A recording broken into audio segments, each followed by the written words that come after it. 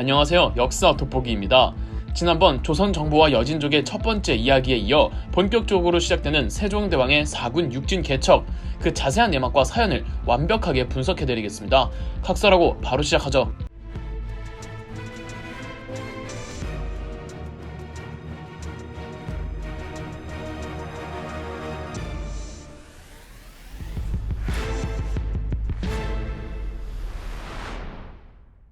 조선 정부와 여진족의 그 첫 번째 이야기 요약을 좀 해드리자면은 고려 말부터 한반도 북쪽 만주 지역에는 크게 세 종류의 여진족들이 있었습니다. 건주여진, 해서여진, 야인여진. 한반도와 국경을 맞대고 있는 여진족은 건주여진. 건주여진도 그 안에서 무수히 많은 부족들이 있었는데 그 중에서도 투톱이 압록강 위쪽 건주 위에 이만주, 두만강 위쪽 건주 좌위에 먼토무였습니다. 먼토무는 이성계와도 친분이 두터웠던 만큼 조선이 건국됐을 직후에는 사이가 좋았지만 태종 이방원 때 사이가 급격하게 안 좋아졌다가 세종대왕 정권이 들어서면서 조금씩 관계를 회복해 나갔습니다. 반면 건주 위의 이만주는 늘 조선 국경을 침략하느라 세종대왕이 벼르고 있었고 1432년 12월 건주 여진이 아닌 해서여진 400기병이 압록강을 도강해 여연군을 침략하자 이만주의 소행이라고 오판한 세종대왕은 이만주 정벌에 착수합니다. 조선 초 군사력은 차근차근 실력을 키워놓았기 때문에 세종은 전쟁에 자신만만했던 듯합니다. 다음 해였던 1433년 세종대왕은 신하들에게 정벌의 총책임자를 추천하도록 했고 여러 사람들이 거론이 됐는데 그중 신하들 모두가 똑같이 의견이 모인 사람은 최윤덕이었습니다. 최윤덕은 집안 대대로 무인 집안이었고 최윤덕의 할아버지가 이성계가 위화도 해군을 할 당시 옆에서 이성계를 보좌하던 사람이었습니다. 세종대왕이 신하들에게 토벌군의 총책임자를 뽑으라고 한 건 사실 답정너였을 가능성이 큽니다. 꼭 이번 정벌뿐만 아니라 세종대왕이 사람 추천하라고 하는 건 세종대왕이 이미 염두에 둔 사람이 있지만 그래도 모양새 좀 갖추려고 신하들에게 추천을 하라는 경우가 대부분이었습니다. 세종대왕의 가장 큰 능력은 한 사람의 장점을 정확하게 파악하고 그 장기를 극대로 발휘할 수 있도록 도와주는 것이었습니다. 장영실의 사례에서도 볼 수 있듯이 세종대왕이 한 분야에서 한 명의 인재에게 꽂히면 어떤 반대도 무릅쓰고 밀어주는 스타일이었고 여진 정벌에 관해선 일찌감치 최윤덕을 생각해두고 있었을 게 100%입니다. 매사에 신중하고 정확한 판단을 내렸던 최윤덕은 군대를 통솔하는 총대장으로 제격이었고 평소에도 최윤덕은 북방 여진 문제에 관해 생각이 많고 그곳을 어떻게 운영해야 하는지 세종대왕에게 상소문도 여러 번 올리기도 했었거든요. 1433년 1월 세종은 최윤덕을 정벌군 총사령관인 도절제사로 삼고 일단 장교진들만 북방으로 파견했습니다. 3월경 압록강 유역에 도착한 최윤덕은 상황을 보고 세종대왕에게 본인이 생각하는 작전과 군사가 약 1만 명 정도가 필요하다는 장계를 올렸습니다. 세종대왕은 통 크게 1만 5천의 병력을 투입시키기로 했고 병력과 더불어 유능한 장수들도 파견한 후 최윤덕과 세종대왕의 합의하에 총 7개의 부대를 조직합니다. 4월 10일부터 19일까지 약 9일간 이 7개의 부대가 각자 맡은 임무지에서 동시다발적으로 이만주의 부족을 쓸어버립니다. 많은 분들이 딱 압록강까지 가고 4군을 설치했다고 하시는데 아니에요. 이때 조선군은 압록강을 넘었고 오녀산성이라는 옛날에 주몽이 부여를 탈출해서 처음 도착해서 소선호랑 결혼했다는 그곳까지 진격을 합니다. 그곳에 흐르는 강이 파저강인데 그래서 최윤덕의 여진 정벌을 제1차 파저강 전투라고도 합니다. 거기까지 진격을 했으니까 나중에 압록강 부근에 4군을 설치할 수가 있게 되는 겁니다. 딱 압록강까지만 가면 거기에 4군 설치 못하죠. 1433년 최윤덕의 이 여진 정벌 때 가장 많은 공을 세운 야전대장이 있었으니 7개의 부대 중 중군을 담당하던 이순몽이었습니다. 이순몽은 거의 장영실만큼이나 세종대왕의 편애를 듬뿍 받았습니다. 이순몽이 워낙에 사고뭉치였거든요. 술 먹고 엄연히 파직, 유배감인 벌도 세종대왕은 그냥 눈 감아주었고 누구랑 싸워 행패를 부리면은 똑같이 싸웠는데 상대방만 벌을 주고 이순몽은 봐주었습니다. 그냥 세종대왕이 그러지 말라고 잔소리하는 수준? 이렇게까지 세종대왕이 이순몽을 곁에 두고 감싼 건 이순몽이 비록 문관이지만 무예에 출중했고 용병술도 남달랐기 때문입니다. 과거 대마도 정벌 때도 투입되어 모두가 포위당한 조선군을 포기하고 가슴 아프지만 그냥 냅두자고 했을 때 혼자서 군사 몇 명 이끌고 가서 조선군 구출해오는 등 이순몽은 노빠꾸, 풀악셀, 돌격형이었습니다. 한 번 썰 땐 옆뒤 안 보고 앞만 보고 달려가는 진짜 야전에 특화된 행장형 장수였죠.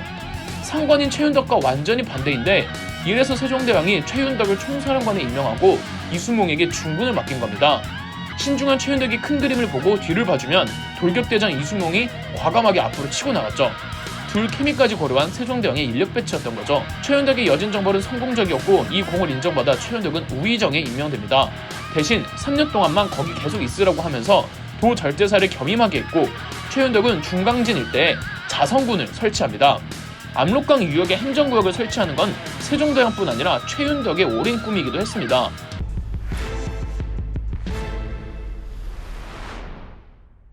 우리나라 북쪽 국경선을 보시면은 백두산 옆에 뾰족 튀어나온 지형이 있는데 거기가 중강진입니다. 거기에 원래 태종 이방원 때 설치되었던 여연군이라는 행정구역이 있었는데 최윤덕은 하나의 행정구역으로는 안 된다며 여연군을 서포트할 수 있는 자성군을 하나 더 설치했던 거죠. 한편 최윤덕의 여진 정벌은 성공적이었지만 이만주를 죽이진 못합니다. 이만주는 도망가거든요. 다만 이만주의 가족들이 몰살당해요. 이러면 이만주가 절치부심하고 복수의 칼날을 갈겠죠. 그리고 그 옆에서 거친 생각과 불안한 눈빛으로 지켜보는 한 사람이 있었으니 건주 좌위의 먼토무. 먼토무는 세종 정권기에 조선과 관계를 회복해서 좋게 지내고 있었는데 옆에 이만주 세력이 조선 군대에 의해 박살나는 걸 봤습니다. 이러면 먼토무는 딜레마에 빠지는 거죠. 조선과 관계가 악화되면 좋을 게 없어요. 먼토무 입장에서도. 그런데 조선이 이만주 치는 걸 보고 언젠간 우리들의 뒤통수를 치지 않을까? 혹은 최윤덕의 여진 정벌로 여진족 일부 부족들이 복수심에 불타올라 뭉치기 시작했단 말입니다. 아무리 다른 부족이라지만 그래도 같은 여진족인데 먼토무가 무작정 조선 편을 들 수가 있을까? 사실 최윤덕이 이만주 부족 정벌할 때 세종대왕이 최윤덕에게 내린 밀명이 있었습니다. 바로 먼토무 암살. 먼토무의 부족과 조선이 친하게 지내고는 있었지만 결국은 그들도 손을 봐줘야 했습니다. 태종 이방원 때처럼 언제 먼토무가 조선 정부에 등을 돌릴지 모르는 거잖아요. 때마침 최윤덕의 여진 정벌 당시 먼토무가 일이 있어서 명나라를 방문했다가 자기 부족으로 돌아가는 도중이었습니다. 압록강 근처를 지나치고 있었죠. 먼토무가 쥐도새도 모르게 암살당하면 건주 자위 소속 여진족들은 구심점을 잃고 지들끼리 싸울 거고 그때 조선이 군대를 동원할 수가 있잖아요. 그치만 최윤덕의 암살 시도는 실패합니다. 최윤덕이 스파이를 통해 입수한 정보에 착오가 있어서 고향으로 돌아가던 먼토무와 엇갈리게 됩니다. 그런데 하늘은 세종대왕 편이었는지 세종이 애초에 계획한 먼토무 암살 작전은 실패했지만 1433년 먼토무가 같은 건주 좌위 소속의 다른 여진 부족 부하 족장에게 살해됩니다. 먼토무의 부재로 두만강 일대의 혼돈의 공백 상태가 찾아오자 세종대왕이 바로 명령을 내립니다. 얘들아 두만강 쳐라. 당시 함경도를 함길도라고 불렀는데 세종은 비서실에서 오랫동안 근무했던 김종서를 함길도 관찰사로 임명한 후 1433년 12월 두만강으로 보내 근방에서 자기들끼리 싸우던 여진족들을 두만강 북쪽으로 내쫓습니다. 그리고 다음 달인 1434년 1월 김종서는 세종에게 상소문을 올려 두만강 일대에 행정구역을 설치해야 한다고 건의했고 세종대왕의 허가가 떨어지자 무려 7년에 걸쳐 김종서는 두만강 일대에 군사적 행정구역을 설치하니 이게 바로 그 유명한 육진입니다. 그때 이 지역 여진족들과 조선 사람들은 김종서를 백두산 호랑이라고 불렀다고 하죠. 한창 김종서가 육진을 개척하고 있던 도중 김종서가 세종대왕에게 두만강 강 건너서 여진족들을 아예 초토화하자는 작전을 건의했으나 명나라 정부가 나서서 조선에게 압박을 가한 것도 있고 세종도 부담감이 있었는지 김종서의 제안을 거절합니다. 한편 1437년 압록강에 있던 최윤덕의 임기가 끝이 나고 한양으로 돌아옵니다. 최윤덕의 후임자로는 장영실의 인생 멘토인 이천이 평안도 절제서로 임명되어 압록강으로 파견이 되는데 이천은 다시 한번 압록강을 넘어 세력을 규합 중이던 이만주의 여진족들을 공격했고 무창과 우예 지방에 2개의 군을 더 설치합니다.